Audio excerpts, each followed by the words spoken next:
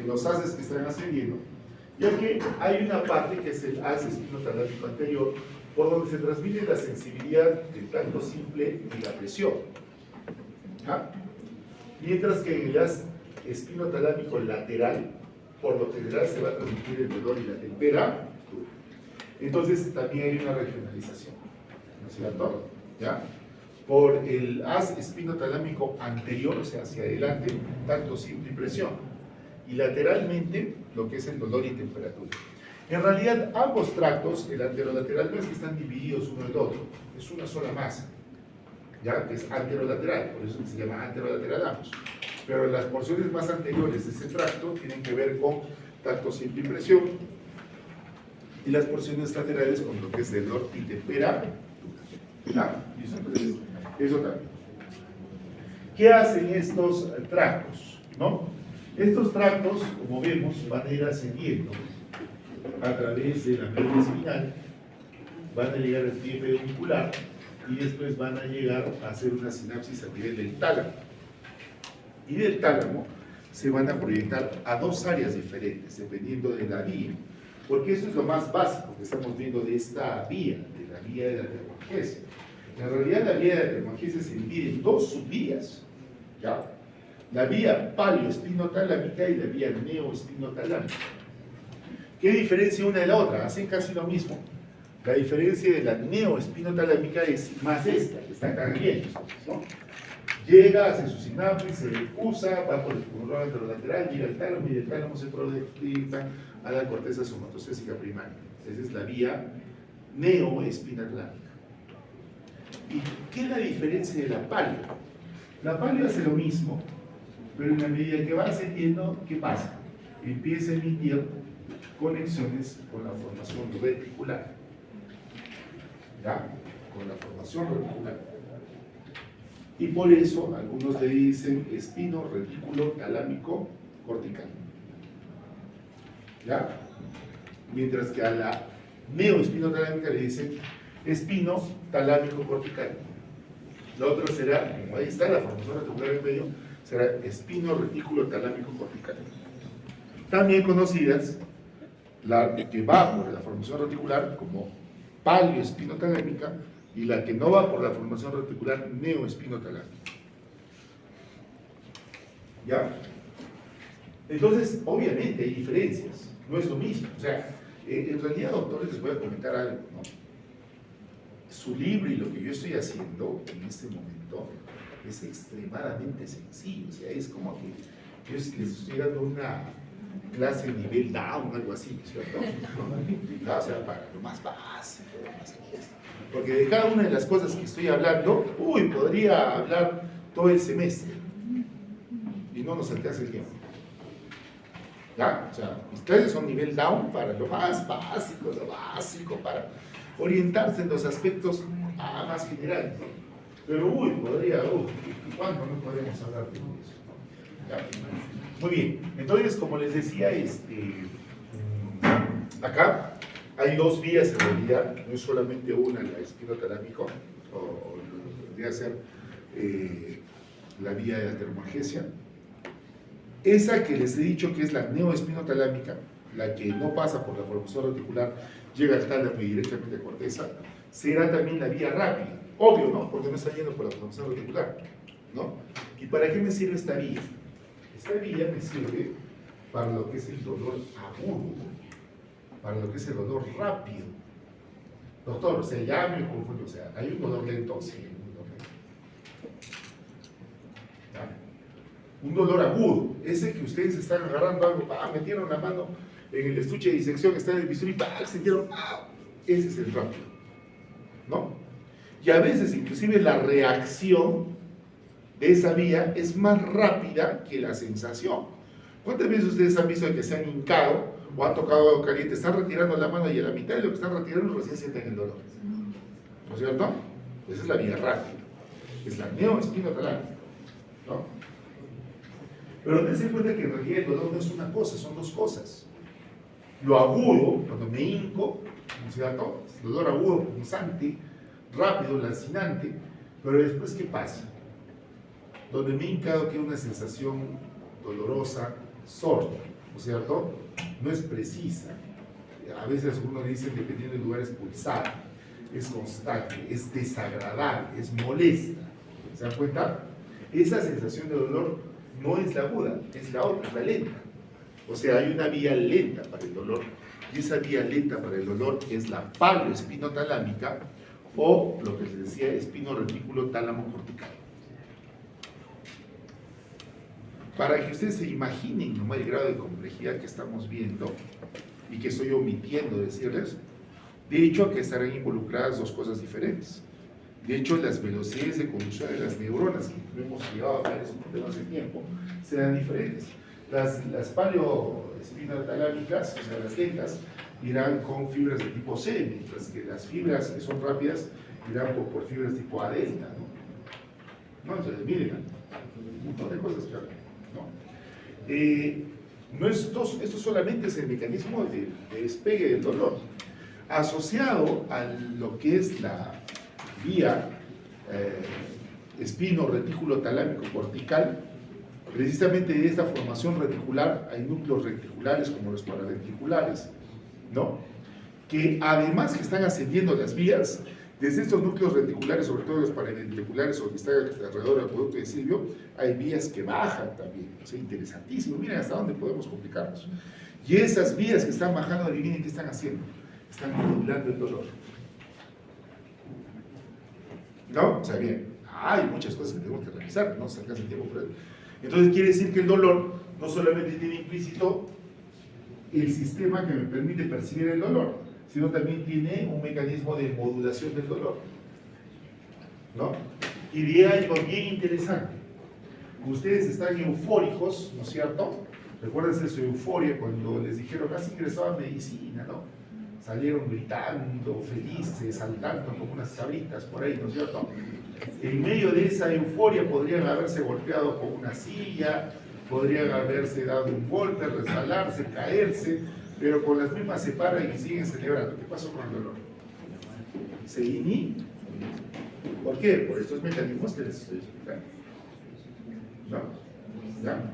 Ahora, al contrario, doctor, estoy a punto de dar mi tercera fase de neuroanatomía. Necesito 18 o 19 para probar, ¿no? Y estoy caminando lentamente hacia el patíbulo y de repente se tropieza, se cae, ¿no? Se golpean, ¡pum! Pero ¡ah! Mi mano, no puedo escribir, ¿se dan cuenta? ¿Por qué? Porque hay un tema emocional que va a influir en la percepción de ese dolor, ¿no? Y de hecho que cuando tu actitud es negativa, pues todo te va a parecer más negro. Y cuando tu actitud es positiva, por más de que te golpees todo le vas a ver el lado positivo, ¿no? Entonces, miren, interesantísimo es todo eso, solamente para hablar pues, de que existen dos vías, ¿no es cierto? ¿Ya? Muy bien, entonces estas vías localizan posterolateralmente, provienen de los músculos inferiores, y las fibras que se ubiquen anteromedialmente son las que van a proceder lo que son los miembros superiores, ¿no? ¿Ya? Ahora, ¿qué transmite esta vía? El dolor, el calor y el frío, las sensaciones de cosquilleo y prurito, las sensaciones sexuales, el tacto grosero y sensación de presión y localización imperfecta sobre la superficie del cuerpo, la capacidad de discriminar y intensidad. Y acá hay una asociación bien interesante, las sensaciones sexuales, ¿no? Entonces quiere decir que la vía de la termolgesia es la que lleva la sensación propia de quién. ¿Se acuerdan? En el caso del varón, del nervio dorsal del pene, que es el que está llevando, obviamente, la sensibilización del glande, ¿no? Mientras que en la mujer, ¿quién será? El nervio dorsal del clítoris, que es el que está llevando la sensación de lo que es la vulva. De ahí a que la sensación, si ustedes se dan cuenta, yo me toco acá, es una sensación clarísima, ¿no? Yo digo acá, sí, acá me está tocando, con una aguja, con un dedo, con un plumón, con esto y todo lo demás, ¿no? Pero la sensación de los órganos genitales es igual. No, evidentemente no, es diferente, es especial, ¿no? Y tiene su propia vía. Nos estamos dando cuenta que tiene su propia vía. Obviamente, las demás sensaciones, por más de que tengan eso, todo, no desencadenan estímulos sexuales como, o respuestas sexuales como el caso del orgasmo. Pero la sensación sexual propia de la vía de termolgesia si es capaz de desarrollar como desencadenante lo que es el orgasmo. ¿Se dan cuenta? ¿Ya?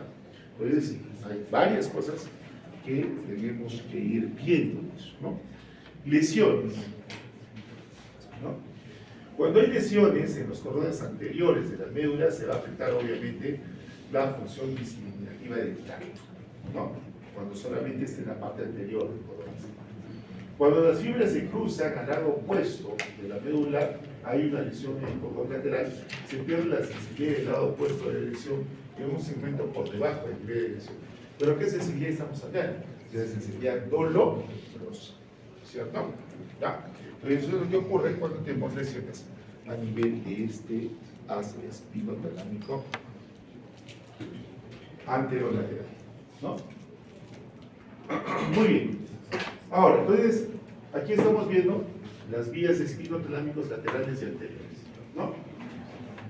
El propio nombre, doctores, a pesar de que estamos hablando de nombres diversos o diferentes, son bastante orientativos. Porque, por ejemplo, acá tenemos espino talámico, lateral y anterior. Si me estoy diciendo que voy desde la médula espinal hasta el tálamo, ya sé que después del tálamo me voy a proyectar a la corteza, ¿no es cierto? Entonces, todo lo que es espino talámico finalmente que va a ser consciente, ¿no? Pero dentro de lo consciente, conforme a su proyección, podría ser de dos tipos. Podría ser discriminativo, podría ser protopático. Discriminativo si se está proyectando la corteza somatosensitiva. Y doctor, ¿y cómo sería protopático? Si eso de grado a desgrado. Si es que desde el hipotálamo, o desde el tálamo, disculpe, se proyecta hacia lo que es el área supraorbitaria, al giro cinguli, a todas estas áreas, que básicamente son las áreas que nos dan esas sensaciones de grado de esa. ¿Ya? ¿Listo? Muy bien. Entonces, ya habiendo visto esto, vamos a continuar con la clase. ¿Ya? Y todo lo que tenemos que hablar es bastante, ¿no?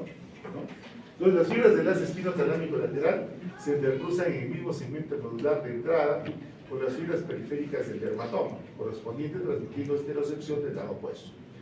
Si exploramos la sensibilidad cutánea de los dermatomas al encontrar anestesia de algún dermatoma, nos mostrará con precisión el nivel de la sensación medular, ¿no? Eso es válido cuando, por ejemplo, cuando estamos explorando un dermatoma y estamos asociando eso, por ejemplo, con una discopatía, ¿no? A nivel lumbar, a nivel de eso, puede ser dolor o puede ser anestesia, ¿no? ¿Ya? Ahora, otros fascículos o vías que transmiten los estímulos dolorosos, ¿quiénes son? Fascículos gracilis y cuneatus, vía espino-cervical talámica, espino-cervical talámica, o sea, es una vía alta, espino-reticulo talámica y el sistema secundario ascendente. O sea, también en ellos vamos a encontrar algo de estímulos dolorosos. Muy bien. Hasta este momento que hemos visto el tacto protopático, el tacto epicrítico, la propriocepción consciente y inconsciente y la vía de alternorgesia. ¿Qué nos falta? Las vías espino-cerebelosas. Obviamente ya, si hablo de cerebelo, no van a ser conscientes, ¿no es cierto? ¿No? Entonces son fibras propioceptivas inconscientes. Vienen de la sensibilidad profunda, o sea, de mi propiocepción, no es esterocepción, que penetran en el cordón posterior de la médula espinal y toman dos vías, una anterior y otra posterior. Ah, acá hay otra diferencia. Hasta el momento yo he visto que todas las vías que entraban por la médula se usaban o no, pero finalmente seguían un solo camino, ¿no es cierto? Acá hay una diferencia, esta va a seguir dos caminos. ¿Ya? O sea, las anteriores, un solo camino, estas dos caminos. ¿Ya? A la vez. ¿Ya? Entonces, como vemos, penetran y toman dos vías, una anterior y otra posterior. La espinocerebelosa dorsal o posterior, o haz directo de flecha. ¿Ya? Ya me di cuenta entonces que cuando penetran en la médula, ¿cierto? Habrán algunas vías que van a ascender por su mismo lado. Este será el haz directo de flecha, ¿no es cierto? Espinocerebelosa dorsal. Y habrá la espinocerebelosa ventral o anterior, que es el haz de Gowers, que es cruzada.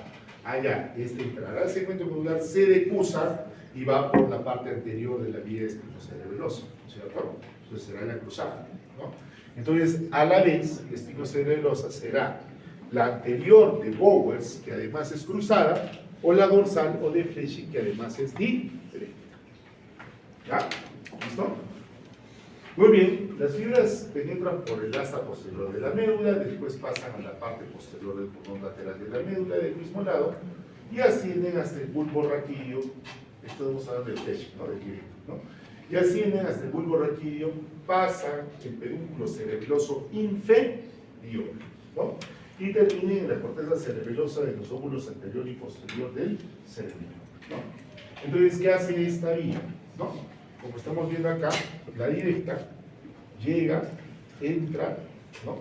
De ahí va a ir por su mismo lado y por el mismo lado va a llegar al cerebelo de su mismo lado, ¿no? Por eso es la vía directa, la vía de las de Flesching, ¿ya? Esa es la lateral. El fascículo cruzado de Bowers. Las fibras llegan hasta el asta posterior, donde hace sinapsis con la segunda neurona, ¿no? Estas segundas neuronas, los axones de estas segundas neuronas se dirigen a la comisura blanca anterior de la médula y pasan a la parte anterior del cordón lateral, ¿no? Del lado contrario, y otras hacia el mismo lado. Las fibras ascienden por el tallo cerebral al nivel de la protuberancia y pasan al pedúnculo cerebeloso superior. O sea, las cruzadas no ingresan al cerebelo por el pedúnculo cerebeloso inferior, sino por el pedúnculo cerebeloso superior, ¿no? Para llegar a la corteza del vértice del cerebro, ¿no? O sea, ahí estamos viendo, se depuso, asciende, llega hasta el pedúnculo cerebeloso superior y desde ahí llega a la corteza cerebelosa, ¿ya? Ahora, si estas vías ocurren a los dos lados, ¿no es cierto? Evidentemente, estas vías, ¿no? Tienen que ver mucho con lo que es la propiocepción inconsciente, ¿no? ¿Y para qué servirá esto? Bueno, sirve para los reflejos posturales, ¿no? Por ejemplo, cuando nosotros caminamos, miren, ¿qué pasa? Hay una alternancia entre mi lado derecho e izquierdo. Si yo estoy flexionando mi pierna derecha, ¿qué tendrá que estar pasando con mi izquierda?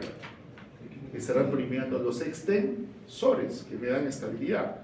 Cuando hago el cambio de pierna y flexiono a la izquierda, primaré en un lado los extensores y en otro lado los flexores. Evidentemente quiere decir que es muy importante que yo alimente mi cerebelo con un sistema doble, tanto para el lado derecho como para el lado izquierdo, pero originado en los mismos receptores. ¿Ya? ¿Listo? Entonces, eso es lo que me explica esta sensibilidad de tipo inconsciente. Muy bien. Muy bien. Ahora, ¿qué cualidades nosotros vamos a ver cuando hay unas lesiones en las áreas somatostésicas primarias? Hemos dicho dónde está llegando finalmente la sensación. En primer lugar, no se reconoce el sitio exacto de donde provienen las sensaciones del cuerpo, las reconocemos de modo aproximado.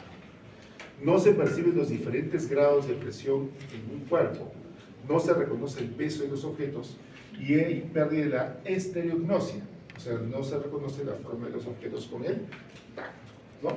Entonces, cuando tenemos algún tipo de lesión en el área somatostésica primaria.